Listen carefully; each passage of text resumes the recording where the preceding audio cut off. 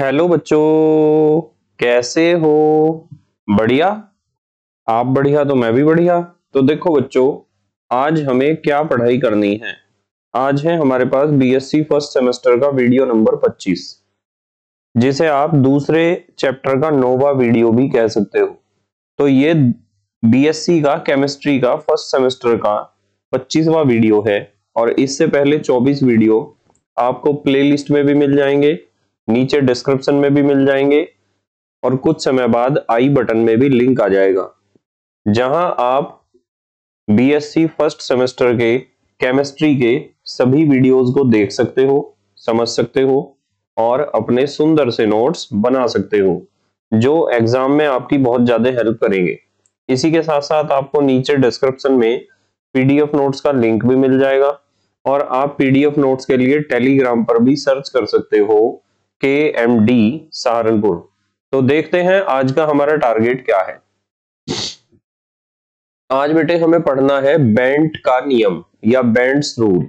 ये बहुत important rule है, और ज्यादातर बच्चे ऐसे होते हैं जिनके समझ में ये रूल आता ही नहीं है कि बेंट रूल क्या है, बेंट ने क्या बताया था। देखो, मैं आपको एक बात बताता हूं, अच्छा ध्यान से समझना। मान लो हमारे पास एक ऐसा यौगिक है जिस यौगिक का स्ट्रक्चर है ट्राइगोनल बाइपिरामिडल। तो ये जो बेंट रूल है ना, ये बेंट रूल सिर्फ इस स्ट्रक्चर पर सबसे ज्यादा काम करता है, इस संरचना पर, ट्राइगोनल और बाइपिरामिडल। ध्यान रखनी है ये बात आपको। मतलब बेंट ने जो नियम दिया था वो नियम त्रिकोणीय द्विपिरामिड संरचना के लिए दिया था। अब त्रिकोणीय द्विपिरामिड संरचना क्या होती है? वो ऐसी होती है जैसे मान लो मेरे पास ये बीच में एक केंद्रीय परमाणु है, सेंट्रल एटम है, और इसके एक इधर जुड़ा हुआ है दूसरा एटम, एक इधर जुड़ा हुआ है, यहाँ एक एटम है, यहाँ भी एक एटम है, और यहाँ भी एक एटम है इस जगह। ठीक है, तो ये तो बन जाता है ट्राइगोन, या फिर आप कह सकते हो ट्राइएंगल, या बन जाता है ये त्रिकोण। और इसमें और क्या है, एक एटम यहां जुड़ा हुआ है ऊपर, और एक एटम जुड़ा हुआ है यहां नीचे इस जगह। तो ये बन जाता है एक पिरामिड, यानी ऊपर की तरफ भी एक पिरामिड बनाया। देखो, ये पिरामिड बना है ऊपर की तरफ, एक बन गया ना ऊपर की तरफ पिरामिड। ऐसे ही एक पिरामिड नीचे की तरफ बन जाएगा इस वाले एटम के ऊपर। तो मतलब ऐसी संरचना को हम कहते हैं ट्राइगोनल बाइपिरामिडल या त्रिकोणीय द्विपिरामिड। अब यदि मान लो ये हमारा जो केंद्रीय परमाणु है, इस केंद्रीय परमाणु के तीन तरफ और ऊपर और नीचे टोटल 5 जो इससे एटम जुड़े हुए हैं, उन्हें हम सब्स्टिट्यूएंट्स कहते हैं। ये तो सेंट्रल एटम है, और वे 5 जो जुड़े हुए होंगे, मान लो यहाँ एक जुड़ा हुआ होगा, एक यहाँ जुड़ा हुआ होगा, ये पांचों जगह जो जुड़े हुए होंगे एटम्स, उन्हें हम कहते हैं सब्स्टिट्यूएंट्स या प्रतिस्थापी। यदि ये पांचों एक जैसे हैं तो कोई भी दिक्कत नहीं होती है। जैसे मान लो मैं कहूं आपको कि हमें PCl5 का स्ट्रक्चर समझना है, कैसा होता है PCl5, फास्फोरस पेंटाक्लोराइड। तो PCl5 का तो आप स्ट्रक्चर एकदम बता दोगे।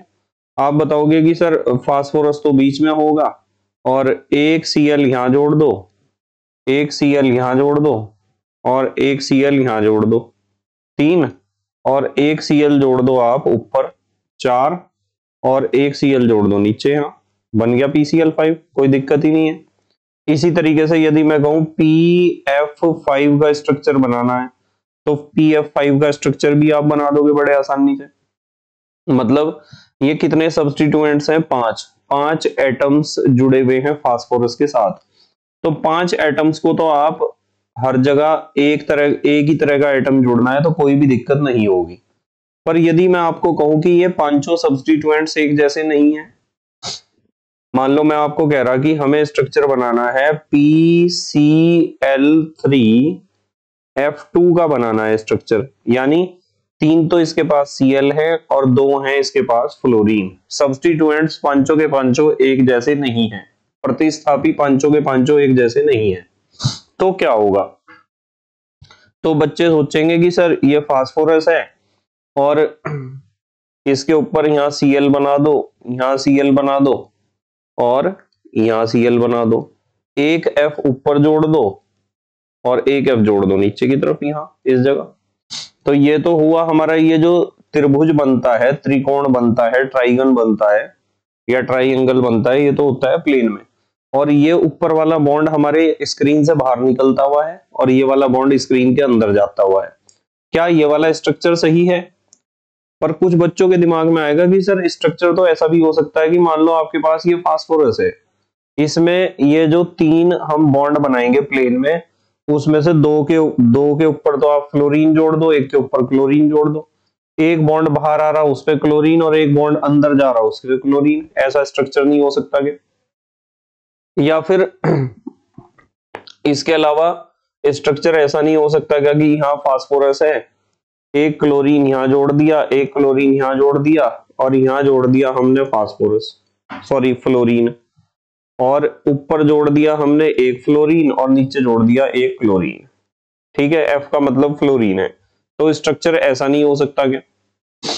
तो स्ट्रक्चर जो है वो मतलब बहुत तरह का स्ट्रक्चर है, इसमें भी फास्फोरस की संयोजकता पूरी हो रही, इसमें भी वैलेंसी तो सब में ही पूरी हो रही, पर इनमें से क्या ये वाला स्ट्रक्चर सही है या ये वाला स्ट्रक्चर सही है या ये वाला सही है जो हमने पहले बनाया था? ये कंफ्यूजन है ना, मतलब ये तो कंफ्यूजिंग टॉपिक है ही कि कौन सा स्ट्रक्चर सही है इनमें से। आप इसमें से कुछ नोट करना चाहते हो तो नोट कर लो, मैं अगली बात बताता हूं। कर लिया बेटे नोट? ठीक है, देखो मैं बताता हूं आपको एक बात। बेंट ने बताया था कि आपका जो केंद्रीय परमाणु होता है ट्राइगोनल बाइपिरामिडल स्ट्रक्चर में, जो आपका केंद्रीय परमाणु होता है यानी सेंट्रल एटम होता है, उसके साथ जो प्लेनर में 3 बॉन्ड बने होते हैं, प्लेनर में ट्राइगोनल प्लेनर में जो 3 बॉन्ड बने होते हैं और जो ऊपर और नीचे की तरफ जाते हैं, ऊपर और नीचे वाले बॉन्ड को तो कहते हैं एक्सियल बॉन्ड्स और इसे कहते हैं इक्वेटोरियल बॉन्ड्स। ठीक है, ये तीनों जो प्लेन में बने हुए हैं, ये वाला और ये वाला, ये तो इक्वेटोरियल बॉन्ड्स हैं। और जो बोर्ड से बाहर निकल रहा और बोर्ड के अंदर की तरफ को जा रहा वो है एक्सियल बॉन्ड्स हैं दोनों। तो उसने यूं कहा था कि जो एक्सियल पोजीशन है ना, ये अक्षीय स्थिति, इस पर तो मोर इलेक्ट्रोनेगेटिव एलिमेंट्स अटैच होंगे, यानी मोर इलेक्ट्रोनेगेटिव एलिमेंट्स। तो जो ज्यादा विद्युत ऋणात्मक तत्व है, जो ज्यादा इलेक्ट्रोनेगेटिव है, जो भी सब्स्टिट्यूएंट, वो तो एक्सियल पोजीशन पर आएगा, और जो कम इलेक्ट्रोनेगेटिव एलिमेंट है वो आएगा इन इक्वेटोरियल पोजीशन पर। ठीक है, लो इलेक्ट्रोनेगेटिव एटम आएगा एक्सियल पोजीशन पर, सॉरी इस पर इक्वेटोरियल पोजीशन पर, इन 3 जगह। अब सवाल बच्चों के दिमाग में आता है कि सर ठीक है आपने बता दिया जो आपका ज्यादा इलेक्ट्रोनेगेटिव है, यानी हाई इलेक्ट्रोनेगेटिव भी कह सकते हो, मोर इलेक्ट्रोनेगेटिव भी कह सकते हो। मोर इलेक्ट्रोनेगेटिव को तो आना है इन वाले बॉन्ड्स पर जो ऊपर और नीचे की तरफ जाते हैं, जिन्हें हम कह सकते हैं एक्सियल बॉन्ड्स। क्या कह सकते हैं? Axial bonds. और जो लो इलेक्ट्रोनेगेटिव है वे सब्स्टिट्यूएंट्स आएंगे इन वाले बॉन्ड्स पर, इन वाले, जिन्हें आप इक्वेटोरियल बॉन्ड्स कह सकते हो। ठीक है, अब सवाल ये खड़ा होता है कि सर ठीक है आपने ये बात बता दी, बेंट ने भी बता दी, पर क्यों ऐसा क्यों हो रहा? ऐसा इसलिए हो रहा कि जैसे मैं एक एग्जांपल लेता हूं, मान लो मैं कहता हूं कि चलो CH2F2 की बात करते हैं। CH2F2 में यदि कार्बन के साथ आप 2 हाइड्रोजन का खेल खेलते हो और 2 फ्लोरीन भी हैं, मान लो कार्बन के साथ 2 फ्लोरीन ऐसे जुड़े हुए हैं, ये मैंने दोनों को अलग अलग बना दिया, इसी कार्बन पर दोनों हाइड्रोजन हैं, इसी कार्बन पर दोनों फ्लोरीन हैं, पर मैंने दोनों हाइड्रोजन को एक बार बनाया और फ्लोरीन को एक बार, आपको समझाने के लिए। समझना ध्यान से। यदि मैं आपको कहूं कि आप यहाँ बॉन्ड पेयर ऑफ इलेक्ट्रॉन होना चाहिए, यहाँ होना चाहिए बॉन्ड पेयर ऑफ इलेक्ट्रॉन, और ये हाइड्रोजन है और ये कार्बन है। तो मुझे यूं बताओ बेटे कि यदि हम हाइड्रोजन और इस फ्लोरीन का कंपैरिजन करते हैं तो दोनों में ज्यादा इलेक्ट्रोनेगेटिव कौन सा होगा? आप कहोगे कि सर हाइड्रोजन क्या, फ्लोरीन तो most electronegative element of the periodic table है। आवर्त सारणी का सबसे ज्यादा विद्युत ऋणात्मक तत्व कौन है? फ्लोरीन है। तो यदि मैं यहाँ फ्लोरीन को देखता हूं तो फ्लोरीन इलेक्ट्रॉन के जोड़े को ज्यादा अपनी तरफ खींच के रखना पसंद करता है, क्योंकि फ्लोरीन की इलेक्ट्रोनेगेटिविटी ज्यादा है। जबकि हाइड्रोजन इलेक्ट्रॉन के जोड़े को अपनी तरफ खींच के रखना इतना पसंद नहीं करता। यहाँ इलेक्ट्रॉन की शिफ्टिंग कम होगी, जबकि यहाँ बहुत ज्यादा शिफ्टिंग होगी इलेक्ट्रॉन की। और इसका मतलब साफ है कि जो भी ज्यादा इलेक्ट्रोनेगेटिव एलिमेंट होगा, जैसे मैंने कहा कि यहाँ ज्यादा इलेक्ट्रोनेगेटिव एलिमेंट इस वाले बॉन्ड और इस वाले बॉन्ड पे मिलेंगे, तो ज्यादा इलेक्ट्रोनेगेटिव एलिमेंट जो है वो केंद्रीय परमाणु के पास रहना पसंद नहीं करता है। सुनो ध्यान से दोबारा इस बात को, जो ज्यादा इलेक्ट्रोनेगेटिव है एलिमेंट वो केंद्रीय परमाणु के पास रहना पसंद इसलिए नहीं करता है क्योंकि इलेक्ट्रॉन का जोड़ा उसे अपनी तरफ खींचना है। यदि एग्जाम में क्वेश्चन आता है कि ये कार्बन है, ये हाइड्रोजन है दोनों, और ये कार्बन है और ये फ्लोरीन है, मान लो एक क्वेश्चन ऐसा आ गया, और इसका बॉन्ड जो है, बॉन्ड एंगल वो है x डिग्री और इसका बॉन्ड एंगल है y डिग्री, ये क्वेश्चन आ गया मान लो एग्जाम में। तो उन्होंने कहा कि बताओ x डिग्री बड़ा होगा y डिग्री से, या x डिग्री छोटा होगा y डिग्री से, या x डिग्री बराबर होगा y डिग्री के। बताओ इन तीनों में से क्या सही आंसर है? तो आपको थोड़ा दिमाग से सोचना पड़ेगा। आपको यूं देखना पड़ेगा कि ये बॉन्ड बिल्कुल यहाँ इसका बॉन्ड का सेंटर है, इलेक्ट्रॉन हाइड्रोजन की तरफ कम सरके हुए हैं, जबकि इस केस में इलेक्ट्रॉन फ्लोरीन की तरफ ज्यादा सरके हुए हैं। तो जब इलेक्ट्रॉन हाइड्रोजन की तरफ कम सरके हुए हैं तो ये बीच की दूरी तो कम ही होगी, इनकी होगी ना कम। मतलब यदि मैं एक यहाँ सर्कल बना दूं और सर्कल में एक तो मैंने डायमीटर ये खींच दिया, एक डायमीटर ये खींच दिया, अब मैं कहूं कि यहाँ इलेक्ट्रॉन रखे हुए हैं, फिर मैं कह दूं कि यहाँ रखे हुए हैं इलेक्ट्रॉन, तो मुझे यूं बताओ ये वाली दूरी ज्यादा होगी या ये वाली दूरी ज्यादा होगी? आप कहोगे कि जब इलेक्ट्रॉन परिधि की तरफ गए हैं तो दूरी बीच की बड़ी है उनकी। तो मुझे यूं बताओ कि हाइड्रोजन को, इलेक्ट्रॉनों को अपनी तरफ खींचने की क्षमता हाइड्रोजन की कम है, तो इसका मतलब साफ है कि यहाँ बीच की दूरी जो होगी ना ये होगी कम। और जब ज्यादा फ्लोरीन की तरफ सरक गए इलेक्ट्रॉन, फ्लोरीन की तरफ ज्यादा सरक गए, तो ये दूरी तो बढ़ी गई, पक्की बात है।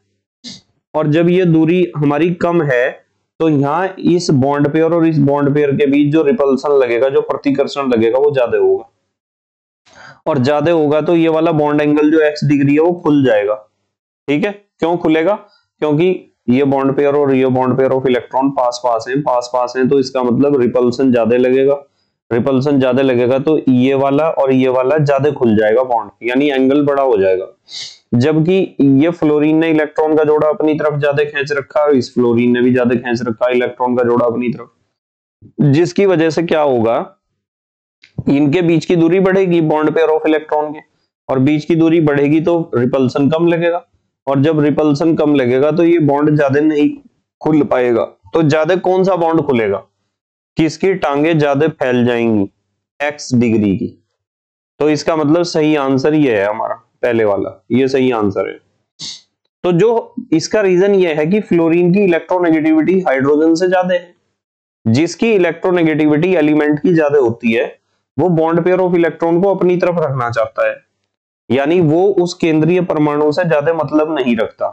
तो ज्यादा मतलब नहीं रखता, यदि हम संकरण की बात करते हैं, मान लो हाइब्रिडाइजेशन की बात कर रहे हैं हम, sp3d2 हाइब्रिडाइजेशन हमें देखने को मिलेगा। sp3 3 और 1 4 और 1 5 1 2 3 sp3d हाइब्रिडाइजेशन हमें देखने को मिलेगा इस स्ट्रक्चर में, पेंटागोनल बाइपिरामिडल में, सॉरी ट्राइगोनल बाइपिरामिडल sp3d। तो जो हाई इलेक्ट्रोनेगेटिव एलिमेंट होता है वो सेंट्रल एटम के पास नहीं रहना चाहता है। इसका मतलब साफ है, जो हाई इलेक्ट्रोनेगेटिव एलिमेंट है वो s हाइब्रिडाइज्ड ऑर्बिटल के साथ रहना पसंद नहीं करेगा। ध्यान रखना, क्योंकि जो s ऑर्बिटल होता है ना वो न्यूक्लियस के ज्यादा पास होता है। केंद्रीय परमाणु जो हमारा है उसका जो न्यूक्लियस है उसके ज्यादा पास होता है s ऑर्बिटल। आपको पता है कि यदि मैंने न्यूक्लियस बना दिया है मान लो, तो s ऑर्बिटल तो यहां होगा और p ऑर्बिटल कैसा होगा, ऐसा होगा। तो न्यूक्लियस के ज्यादा पास कौन होगा, s ऑर्बिटल। और s ऑर्बिटल में रहना किसे पसंद नहीं है, जो हाई इलेक्ट्रोनेगेटिव एलिमेंट है जैसे फ्लोरीन है, इसे पसंद नहीं है कि वो केंद्रीय परमाणु के s ऑर्बिटल के साथ दोस्ती करे, बिल्कुल भी पसंद नहीं है। तो इन सारी बातों को बताते हुए ही उन्होंने यूं बताया कि ये जो हमारे पास ये जो हमारे पास केंद्रीय परमाणु है और 3 बॉन्ड प्लेन में है, एक बॉन्ड प्लेन से बाहर आता हुआ, एक प्लेन के अंदर जाता हुआ। उसने कहा कि ये जो प्लेन से बाहर और अंदर जाते हुए बॉन्ड है ना, ये p ऑर्बिटल वाले हैं और p ऑर्बिटल होता है लंबा, और लंबा होता है तो यहां यानी केंद्रीय परमाणु से दूर रहेंगे इलेक्ट्रॉन, तो इसलिए फ्लोरीन यहां रहना पसंद करेगा इस जगह। और क्लोरीन कम इलेक्ट्रोनेगेटिव है, वो न्यूक्लियस के पास, केंद्रीय परमाणु के न्यूक्लियस के पास अपने आप को एडजस्ट कर सकता है। जो हाई इलेक्ट्रोनेगेटिव एलिमेंट है वो हमेशा इस पोजीशन पर रहेगा, क्योंकि p ऑर्बिटल के साथ वो दोस्ती कर सकता है। p ऑर्बिटल लंबा होता है और वो केंद्रीय परमाणु के न्यूक्लियस से दूर रहता है। ठीक है, समझ में आई ना बात। अब देखो इन सारी बातों को बेंट ने कैसे बताया। बेंट का नियम, बेंट्स रूल, हेनरी बेंट इनका नाम था। 1926 से में इन्होंने अपना नियम दिया था। यह रूल सेंट्रल एटम के हाइब्रिडाइज्ड ऑर्बिटल्स यानी जो केंद्रीय परमाणु के संकरित कक्षक हैं वह उससे जुड़े एटम्स की इलेक्ट्रोनेगेटिविटी के बीच के रिलेशन को बताता है। यही तो बात कर रहे थे हम देख रहे थे कि जो केंद्रीय परमाणु है, सेंट्रल एटम है, वो कौन सा हाइब्रिडाइजेशन दिखाता है, sp3d, यदि हम ट्राइगोनल बाइपिरामिडल स्ट्रक्चर की बात करते हैं। तो हम बेंट रूल में बताया गया कि जो सेंट्रल एटम है उसके जो हाइब्रिडाइज्ड ऑर्बिटल्स हैं, संकरित कक्षक हैं, उनका इलेक्ट्रोनेगेटिव एलिमेंट्स के साथ या सब्स्टिट्यूएंट्स के साथ क्या संबंध है, किस तरह में खेलते हैं। इस रूल के अकॉर्डिंग अधिक इलेक्ट्रोनेगेटिव सब्स्टिट्यूएंट्स यानी प्रतिस्थापी कम s करेक्टर वाले हाइब्रिडाइज्ड ऑर्बिटल्स को वरीयता देता है। यानी s करेक्टर क्या होना चाहिए, कम। यदि s करेक्टर ज्यादा होगा तो उसे न्यूक्लियस के पास रहना पड़ेगा, सेंट्रल एटम के। समझ रहे ना आप। दोबारा देखो, सबसे पहली बात, बेंट का नियम, बेंट्स रूल, हेनरी बेंट ने दिया था 1926 में, और यह रूल सेंट्रल एटम के हाइब्रिडाइज्ड ऑर्बिटल्स यानी केंद्रीय परमाणु के संकरित कक्षकों व उससे जुड़े एटम्स की इलेक्ट्रोनेगेटिविटी के बीच के रिलेशन को बताता है कि हाइब्रिडाइज्ड ऑर्बिटल्स केंद्रीय परमाणु के और जो सब्स्टिट्यूएंट्स हैं उनकी इलेक्ट्रोनेगेटिविटी, वे दोनों किस तरह संबंधित होते हैं एक दूसरे से। इस रूल के अकॉर्डिंग अधिक इलेक्ट्रोनेगेटिव सब्स्टिट्यूएंट्स पता है ना, जो पांचों तरफ जुड़े हुए हैं, 5 जगह जुड़े हुए हैं फास्फोरस पे।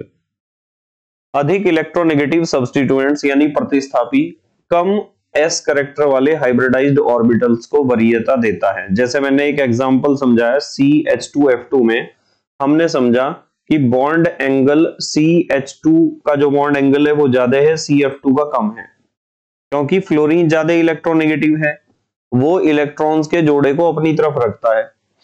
ठीक है, समझ में आई ना बात। ये एग्जांपल एक अच्छा है, ब्रैकेट में लिख दिया, हालांकि मैंने एक्सप्लेन कर दिया। आपको सिर्फ इतना ध्यान रखना है, जो अधिक इलेक्ट्रोनेगेटिव सब्स्टिट्यूएंट्स हैं वे कम s करेक्टर वाले हाइब्रिडाइज्ड ऑर्बिटल्स की तरफ ज्यादा देखेंगे, उनके साथ दोस्ती करना ज्यादा पसंद करेंगे जिसमें s करेक्टर कम होगा ऐसे ऑर्बिटल के साथ। क्योंकि s करेक्टर जितना ज्यादा होता है ना, उतना ही सब्स्टिट्यूएंट्स को सेंट्रल एटम के न्यूक्लियस के पास रहना पड़ेगा, जो उसे पसंद नहीं है। क्योंकि हाई इलेक्ट्रोनेगेटिव एलिमेंट तो चाहता है कि इलेक्ट्रॉन का जोड़ा मेरी तरफ खिंच जाए और मैं केंद्रीय परमाणु से दूर रहूं। देखो ये बहुत बढ़िया पॉइंट है। यह रूल ट्राइगोनल बाइपिरामिडल स्ट्रक्चर को उस समय एक्सप्लेन करता है जब सेंट्रल एटम के साथ जुड़े दो टाइप्स के सब्स्टिट्यूएंट्स की या लोन पेयर की पोजीशन बतानी होती है। मतलब हमने बात करी थी अभी कि मान लो ये हमारे पास स्ट्रक्चर है ट्राइगोनल बाइपिरामिडल। अब इसमें यदि पांचों के पांचों एक जैसे हुए Cl Cl Cl Cl Cl, फिर तो कोई दिक्कत ही नहीं, फिर तो बेंट रूल की जरूरत ही नहीं है। बेंट रूल की जरूरत जब पड़ती है जब हमारे पास ये तीन तो हो अलग तरह के और दो हो अलग तरह के। जब अलग अलग तरह के सब्स्टिट्यूएंट्स होंगे, या तो दो तरह के सब्स्टिट्यूएंट्स हो या फिर लोन पेयर भी हो। देखो मैं बताता हूं आपको यहां जो है, यहां हाई इलेक्ट्रोनेगेटिव सब्स्टिट्यूएंट आएगा और यहां भी हाई इलेक्ट्रोनेगेटिव सब्स्टिट्यूएंट आएगा, और यहां आएगा लो इलेक्ट्रोनेगेटिव सब्स्टिट्यूएंट, लो इलेक्ट्रोनेगेटिव सब्स्टिट्यूएंट, लो इलेक्ट्रोनेगेटिव सब्स्टिट्यूएंट। अब बात आती है कि सर लोन पेयर आ गया तो वो कहां आएगा।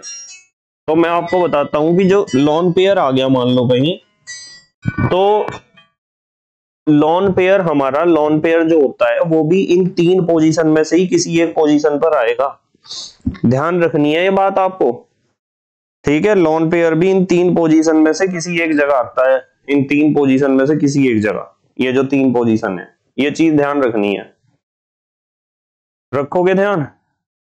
तो यहां कौन आता है, हाई इलेक्ट्रोनेगेटिव एलिमेंट, और इन तीन पोजीशन पर लो इलेक्ट्रोनेगेटिव एलिमेंट। क्यों आता है अभी एक्सप्लेन कर दिया, फिर दोबारा एक्सप्लेन कर रहा हूं। देखो यदि आप ट्राइगोनल बाइपिरामिडल स्ट्रक्चर को देखते हो जैसा कि यहां दिखाई दे रहा है, तो इसमें sp3 हाइब्रिडाइजेशन आपको मिलेगा। तो इसके जो केंद्रीय परमाणु के ऑर्बिटल्स होंगे संकरित कक्षक, वे sp3 डी हाइब्रिडाइज्ड ऑर्बिटल्स होंगे, और उसे आप दो टाइप के ऑर्बिटल्स में बांट सकते हो। समझो ध्यान से, मतलब कुल कितने कक्षक हैं, एक और तीन, चार और एक पांच, पांच इसके जो है पांच कक्षक होते हैं टोटल। कितने होते हैं, पांच। इसके संकरित कक्षक होते हैं पांच, ठीक है। और ये पांचों जो कक्षक हैं ये एक जैसे नहीं है, पांचों के पांचों, ये कक्षक दो तरह के हैं।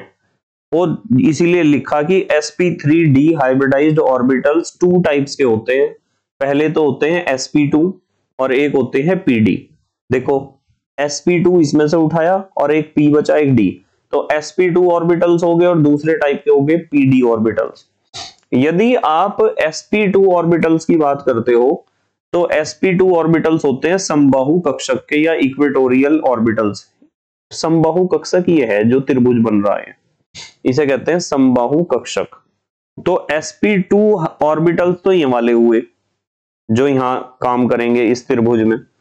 इसमें परसेंटेज s करेक्टर कितना होगा, 33.3%। देखो sp2 में तीन कक्षक हैं, तीन ऑर्बिटल्स हैं, तीन ऑर्बिटल्स हैं, तो तीनों ऑर्बिटल्स में s एक हिस्सा है, तीन में से एक का हिस्सा, तो 33.3% ही तो होगा।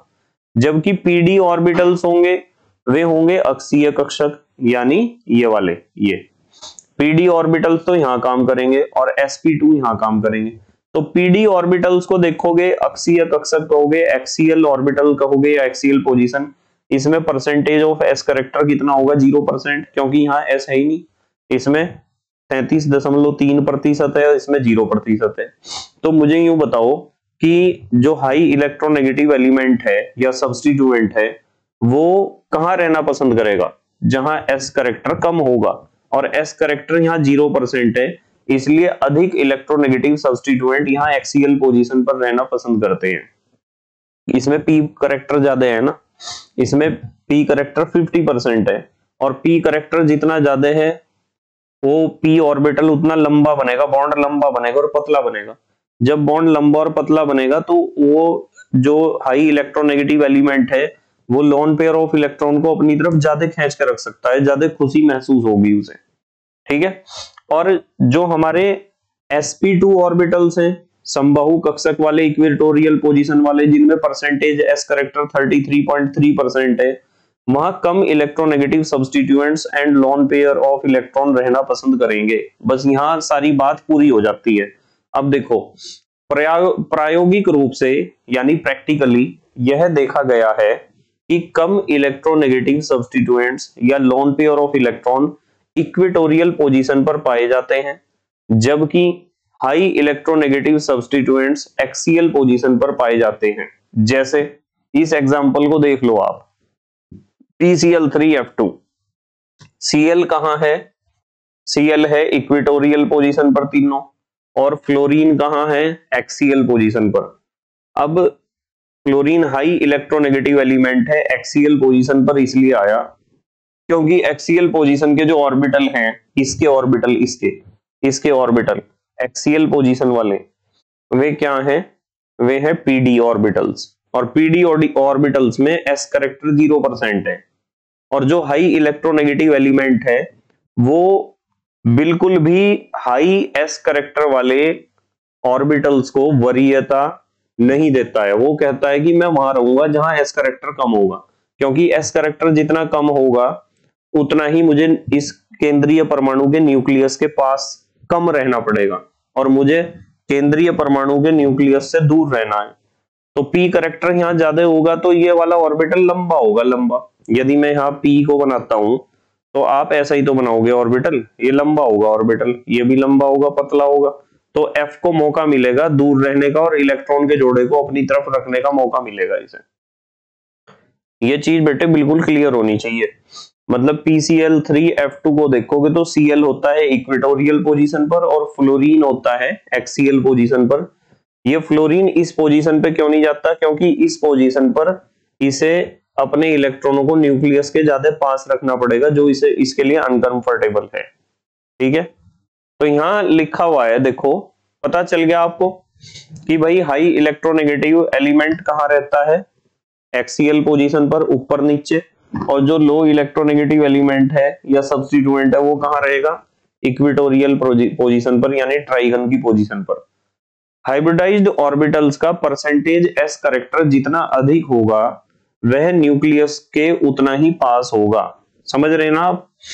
जो हाइब्रिडाइज्ड ऑर्बिटल का परसेंटेज s करेक्टर है वो जितना ज्यादा होगा वो ऑर्बिटल न्यूक्लियस के उतना ही पास होगा, वह उतना ही इलेक्ट्रोनेगेटिव होगा, यानी वो ऑर्बिटल उतना ही ज्यादा इलेक्ट्रोनेगेटिव नेचर का बन जाएगा, उतना ही अधिक स्थान घेरेगा। हाइब्रिडाइज्ड ऑर्बिटल्स का परसेंटेज p करेक्टर जितना अधिक होगा ऑर्बिटल उतना ही पतला व लंबा होगा, अभी मैंने बताया आपको। अतः इसका बॉन्ड वीक होगा। इसलिए जब PCl3F2 को आप गर्म करते हो ना तो क्या होता है? देखो ऊपर आते हैं, मैं बताता हूं। ये है PCl3F2।